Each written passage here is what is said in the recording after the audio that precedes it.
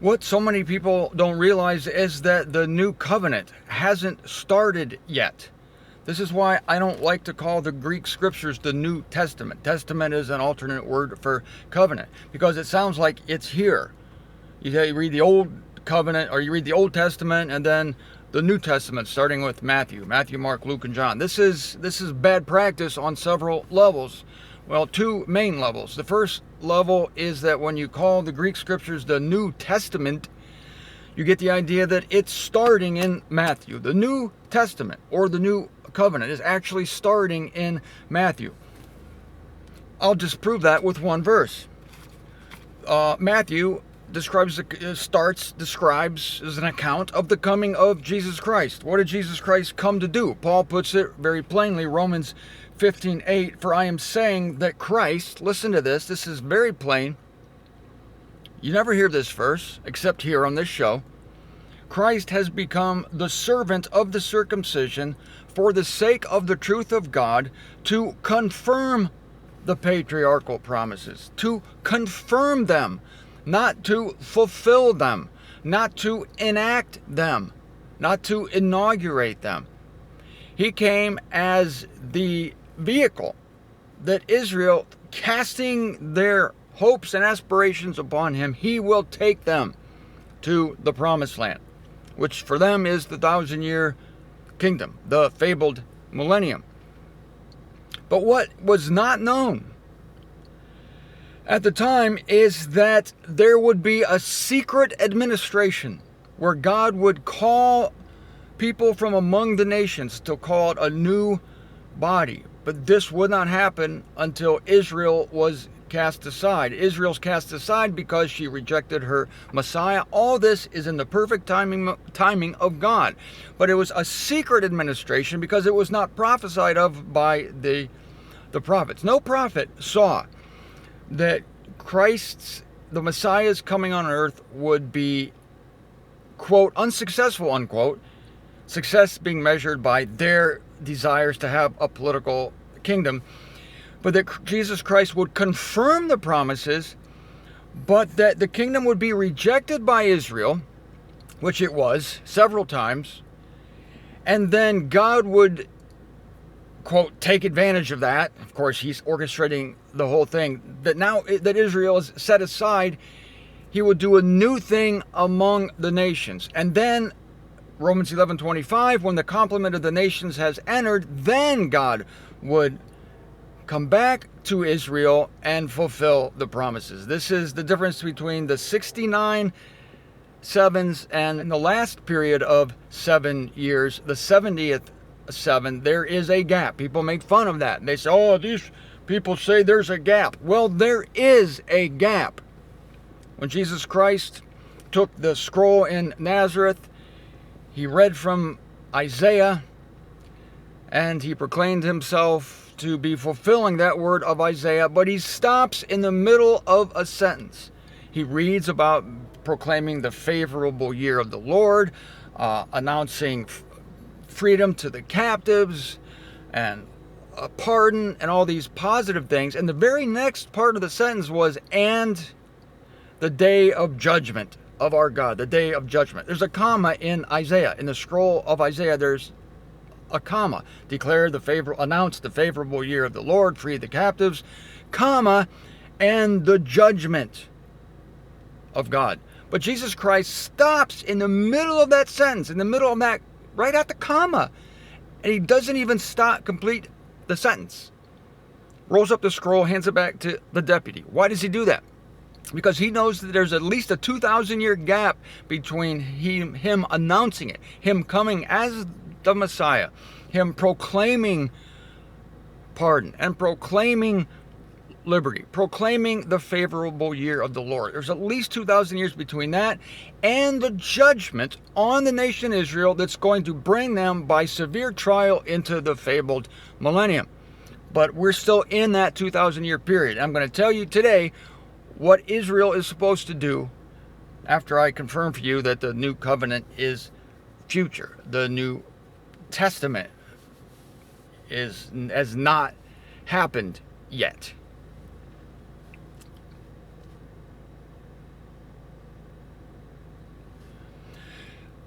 The second reason why it's not a good idea to call the Greek scriptures the New Testament is because you eliminate Paul. You blur the lines between the circumcision writers and Paul. You make Paul, since Paul's writing is in the so-called New Testament, then Paul must be part of the New Testament / covenant, but he's not. So who calls this the New Testament? This is not the New Testament. Matthew through Revelation's not the New Testament. It's not the New Covenant. It's the Greek scriptures. It's the part of God's word that was written in Greek. The other part was written in Hebrew, with a little bit of Aramaic thrown in for good measure in the book of Daniel. So, Jesus Christ announces it. He knows that it's going to be interrupted by divine order, by divine timing, to make room for this secret administration. Paul calls it the administration of the secret. In Romans 11:25, he uses that word secret again. I tell you, this is the secret of the length of the blindness of Israel. This will be a real help to any preterists or people who think that there's no millennium or that Israel's done, whether they're preterists or Calvinists. This is a real helpful verse, Romans 11:25. The secret of the timing of Israel's blindness, that they'll be blind until. So let's go back to Hebrews I want to go back to chapter 8. Tomorrow I'm going to do something different, okay? I'm going to change the channel tomorrow, but it's not tomorrow, is it? No, it's today. And today I'm going to share with you what Paul says an Israelite is supposed to do in the days when they can't do the Ten Commandments. They're not even supposed to attempt the law or the Ten Commandments. It's all the same. But first, I want to hammer home something I've been talking about in verse 18 of chapter 7. For indeed there is coming to be a repudiation of the preceding precept, because it's weak and without benefit. For the law perfects nothing, yet it is the superinduction of a better expectation. And even when Paul is writing Hebrews, which is at a later date than the accounts of Matthew, Mark, Luke, and John, I believe, he's still calling it an expectation. And when he writes Romans, he's still saying that it's future. Do I have to remind you of Romans again? I'll be happy to. I'm not willing for you to be ignorant of this secret, lest you be passing for prudent among yourselves, that callousness in part on Israel has come, until the complement of the nations may be entering. That hasn't happened yet. The complement of the nations entering is the fullness of everyone God is going to call out to be in the body of Christ. And thus all Israel shall be saved. When? When that complement comes in. It's still future. The new covenant hasn't happened yet. The New Testament hasn't happened yet. Matthew, Mark, Luke, and John is not the new covenant. It's the Greek scriptures. These are 4 accounts of the life of Jesus Christ coming as the Messiah of Israel, who was destined to be rejected by the builders. The cornerstone that's rejected by the builders. And because of that rejection, God launches, with Israel out of the way, and with his Jew suit shed, Jesus Christ now is free to lavish the nations with grace, transcendent grace, with no baptism, no law, no circumcision. Yeah, isn't it glorious? Yeah, and so few people enter into it. Hebrews chapter 8. Now this is the sum of what is being said. Such a chief priest have we, who is seated at the right throne of the majesty in the heavens, a minister of the holy places and of the true tabernacle, which the Lord pitches and not a human. Oh, the true tabernacle. This is interesting. The Lord pitches it and not a human. What happened when Jesus was crucified? The veil of the temple rent, and that was the last human tabernacle, until there's going to be a false one built at the end of this eon. But the true tabernacle is one that the Lord pitches and not a human. So any tabernacle pitched by a human, from the time Paul wrote Hebrews, or for the time the veil was rent, from that time to this, it's a false tabernacle. And anyone claiming to be doing the law or even attempting the Ten Commandments, it's false. It's a work of the flesh, doomed to failure. And yet this is promoted. The Ten Commandments are hung in church buildings, on law buildings, in courtrooms. It's all out of timing. It's all false. It does more harm than good. It's out of alignment with God's program. For every chief priest is constituted to offer both approach presents and sacrifice, whence it is necessary for this one also to have something which he may offer. Indeed, then, if he were on earth, he would not even be a priest. This is what I was telling you. When he was on earth, he was not a priest because he was of Judah. That's what necessitates the change of priesthood. There being those who offer approach presents according to the law, who by an example and shadow are offering the divine service of the celestials, according as Moses has been apprised when about to be completing the tabernacle. This all to say that the tabernacle on the earth is a model of a tabernacle in the heavens. This is a deep topic, that there is there is divine service of some kind among the celestials, and that what, I've told you this many times, what happens on earth is a reflection of what happens in the heavens. Let's skip down to verse 6. Yet now he has happened upon a more excellent ministry, inasmuch as he is the mediator also of a better covenant. A better covenant, which has been instituted on better promises. For if that first one were unblameable, no place would have been sought for a second. It has been declared. It has been promised, but it has not come yet, even though it rests on better promises. And Paul, listen to what he's quoting. Lo, the days are coming, the Lord is saying, and I shall be concluding with the house of Israel. But he hasn't done it yet. These are all future terms. Days are coming, I shall be concluding with the house of Israel and with the house of Judah a new covenant, not in accord with the covenant which I make with their fathers in the day of my taking hold of their hand to be leading them out of the land of Egypt. This was all primitive. It was all part of the minority of Israel. It was juvenile. He's holding their hand, taking them through the wilderness, trying to teach them things, and they reject him all through the scriptures. They will not put up with God's prophets or with the very Son of God himself. And he's blaming them, saying this. And I neglect them, the Lord is saying. Oh, listen to this. To be leading them out of the land of Egypt, seeing that they do not remain in my covenant. And they were not designed to remain in the covenant. And I neglect them, the Lord is saying. Okay, right there. The 9th verse of Hebrews 8. I neglect them. Paul is saying the very same thing in Romans 11. It is the 2,000-year neglect of Israel. This is relative neglect, not absolute neglect. Israel is being neglected. He says, and I neglect them, the Lord is saying. I neglect them. That's happening now. And anybody who wants to be an Israelite, any Christians who want to be Israelites, they're entering an arena, they're entering a sphere where God is neglecting them. And anything they put up is just that, something they put up. They have to construct artificially props, Hollywood walls, plywood structures that seem to tell people that God is with us, God is with us. No, he's not with you. If you're in the Israel world, you're being neglected right now because this is the era of the nations. And this era of the nations isn't going to end until the last member of the body of Christ comes in. So anybody who wants to be an Israelite today is under God's neglect, not absolute neglect, but relative neglect. And any temples they build, any 10 commandments they put on the wall, any crazy notion they get in their heads that they're actually being Israelites and they're doing the Israelite thing, it's all plywood.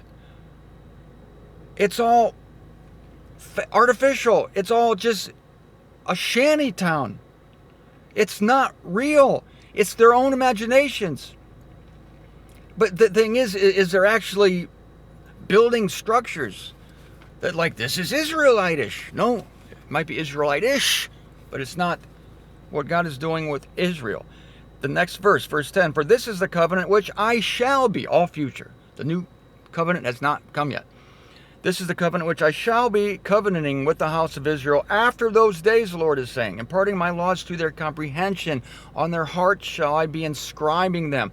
I shall be to them for a God. They shall be to me for a people. And by no means should each be teaching his fellow citizen. This is what's going to happen when the new covenant actually does start. For one thing, his law is going to be on their hearts. It's not going to be everybody teaching their neighbor.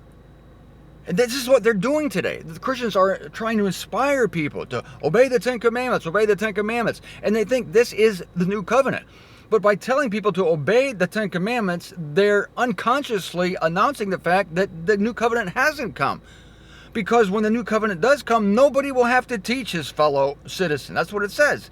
They shall be to me for a people, and by no means should each be teaching his fellow citizen and each his brother, saying, know the Lord. That's what they're saying today.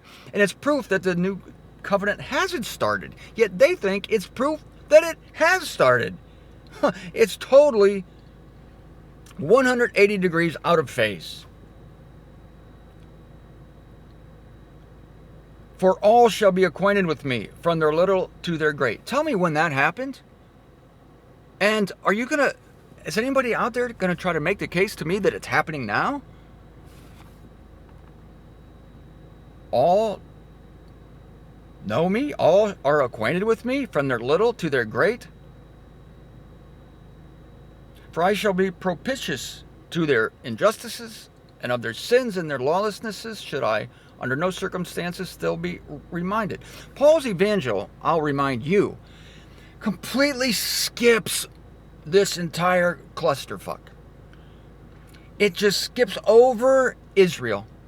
It doesn't wait for Israel to learn the lesson. It doesn't wait for Israel to put up their little Shiloh shanty towns or trying to build the New Jerusalem, trying to make their church look like the New Jerusalem or look like some kind of Israel outpost. No, we just skip all over that. We don't bother with it. I'm only explaining it now to try to help people who are still grasping on to Israelite things, thinking that God is working with Israel today. So what is an Israelite supposed to do today? I thought I was going to have time. Well, I'll throw it in at the end here. I'm going to finish chapter 8 though. In saying new, verse 13, last verse of Hebrews chapter 8, in saying new, he has made the former old. Self-evident. Now that which is growing old and decrepit is near its disappearance. It's near its disappearance. But it has not disappeared yet because stubborn Israelites and misguided, zeal without knowledge Christians are holding on to it for dear life. This thing's trying to pass away. Look at it this way. This thing's trying to go away. That which is growing old and decrepit is near its disappearance. It's going to disappear completely. The old is. Really, that's what the tribulation is. The tribulation is smashing, demolishing any old reference to the old. Any reference to the old, any of these ramshackle pseudo-temple things, Seder suppers, whatever kind of thing you like to do to think you're an Israelite. Observe the Passover. Oy vey. What are you doing? Oy vey. You might as well crucify the Messiah again. You don't even recognize your Messiah. And you're having the Passover? You're eating the Passover and you missed the memo that Jesus already came? What the hell are you doing? And if you're a Christian, what are you doing? Seriously, you're memorializing something that's decrepit and passing away. Jesus said at the actual last legitimate Passover that he would not drink of the fruit of the vine again. He would not booze it up with his disciples until he drank the wine of the new covenant. And that hasn't happened yet because he hasn't come back yet. Now, in the closing couple minutes of this show, I will just give an overview, an aerial view of the rest of this great book of Hebrews, which appears in the Greek scriptures. This is what I'd like to hear people calling it from now on. It's not the Old Testament and the New Testament. It's the Hebrew scriptures and the Greek scriptures. Hebrews is part of the Greek scriptures, written to Hebrews, though. That's a dead giveaway at the beginning of this thing. Hebrews chapter 1, it says, lo and behold, 3 words. And they're inspired to the Hebrews. I'm a guy sitting in my car in an alley in Fort Lauderdale. And I understand this stuff. Just to the Hebrews. These are people, Jewish people, to whom the kingdom is promised. So the problem of the Hebrews that Paul is addressing here is that John the Baptist said, near's the kingdom of the heavens. Of the heavens. Of the heavens. It's heavenly in character, but its location is on the earth. Jesus said, the kingdom is near. What happened to the kingdom? It didn't come. Because of that gap. Because of the comma in Isaiah. Because of the 70 sevens spoken of by Daniel in chapter 9 that are appointed to Israel to finish the transgression and to bring righteousness to Israel. The reason that was split up with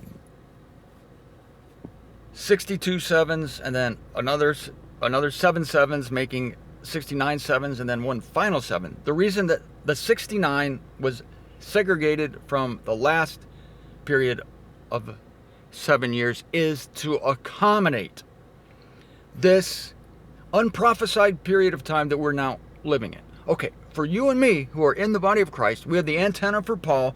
As soon as that broadcast went out, we got it. Our antenna started vibrating, going crazy, and we got a clear signal. Here it comes. We get it. 98.5 FM. That's what Paul's gospel's broadcasting on. The circumcision's broadcasting at 89.3 AM, okay? Different frequency, different spectrum. Got AM, FM.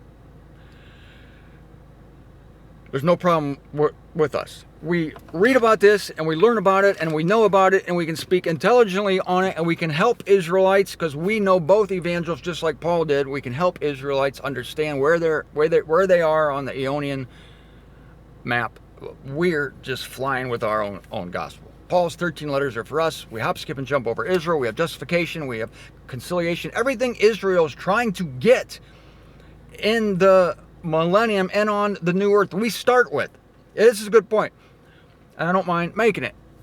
Everything Israel's shooting for, everything God promised Israel that they will have, not only during the millennium, but on the new heavens and the new earth during Eon 5, we have now. That's why Paul says in 1 Corinthians 10:11, the consummations of the eons have attained to us. Meaning that everything the eons will produce, all the fruit of the Aeonian times, that won't come for Israel because they're going slogging through it step by step by step by step. We have it now. This whole freight, all these, the booty, the best of the Aeonian booty has come on us. We have things that Israel won't get till the end of the end of the new heavens and the new earth. We have peace with God. We're justified. We're not just forgiven, we're justified. And we have a great understanding. We have an aerial view of the eons. We're smarter than hell in this. I mean, God has given us this as a gift. But poor Israel, what is she to do? This book is written that they're supposed to wait. If you look at chapter 11, it's all about the heroes of faith. Why is Paul setting forth the heroes of faith to the Hebrews? Is because these died having not received the promise. That's the major point. Right? That's the big point. That's the theme. These all died having not received the promises. And you Hebrews are going to die having not received the promises. This is where the famous verse comes in, Hebrews 10:25. Do not forsake the assembling of yourselves together. Church people have taken this verse, they've hijacked it, pulled it out of context, and they use this to prove to you that you're supposed to go to church. The church people say this. Oh, you're supposed to go to church. Why? Oh, Hebrews 11:25. That's completely wrong. No. No. That's for the Hebrews because they could easily give up when they saw their kingdom taken away from them. They could have easily given up and say, just thrown in the towel. But Paul says, no, don't forsake the assembling of yourselves together. You can look at this one of two ways. The assembling could either be their literal getting together to hold fast to the promises. That's another thing Paul says here. Hold fast to the promises. And he uses, again, Moses as an example, who looked at the promised land far off from Mount Nebo there, but the guy died and he didn't go into the promised land. That's your lot. That's what's going to happen. In the meantime, don't give up the promises. Stay true to the promises. You can't do the law today without a temple, but you can do good works, do good acts. This is what Paul says in the same context of Hebrews chapter 10. Incite one another to ideal acts, and don't forsake assembling yourselves together. We have the Hebrews, you guys have great promises ahead. It's a better covenant. It's coming from above now it's coming from the top up it's coming from the top down instead of from the down to the top. The old covenant was trying to inspire the down people, the people on the earth, to attain to heaven. That was a demonstration. But the truth is that Paul says that this calling is going to come from above down to you. That's the difference. You don't have to attain to it. It's coming down to you. And you have to wait for it, because it's not going to be, you're not going to be able to miss it. It's not going to be a good Israelite here and a good Israelite there. As I like to say, it's going to be God giving Israel, writing his law on their hearts, giving them a heart of flesh instead of a heart of stone, and teaching the nations. Nobody will have to say, here it is, there it is, because it'll be so obvious. It's going to be everywhere. No one will have to teach his brother or his sister anymore, saying, know the Lord, for they will all know me, from the least to the greatest. I saw the news the other day, and that hasn't happened yet.